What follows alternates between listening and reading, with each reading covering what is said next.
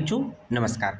आज हम लोग पढ़ने वाले हैं रस शास्त्र के अंतर्गत महारस का मारण। महारस का मारण देखेंगे तो यहाँ पर एक शॉर्टकट तथा ट्रिक के माध्यम से महारस के मारण को पढ़ने वाले हैं।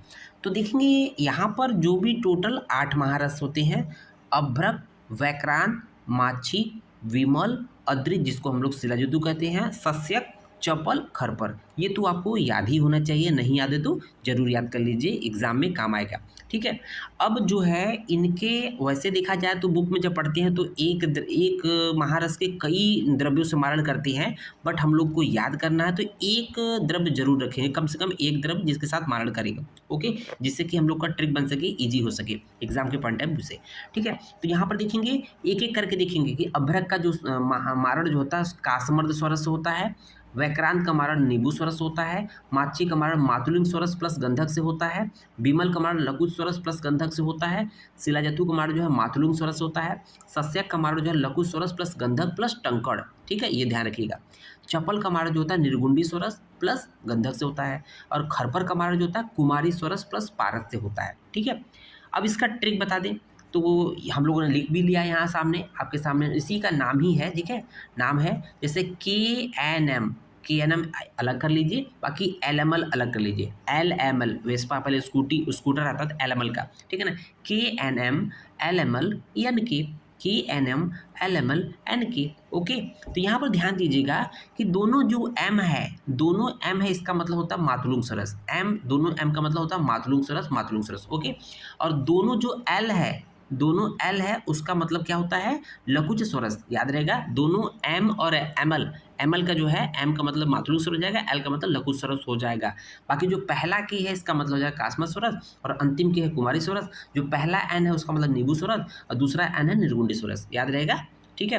अब एक ये तो बात हो गया KNM LML NK, याद हो गया।